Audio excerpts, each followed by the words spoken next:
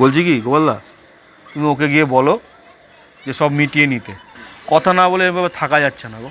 তোর কি মনে হয় ও কি সব মিটিয়ে নেবে?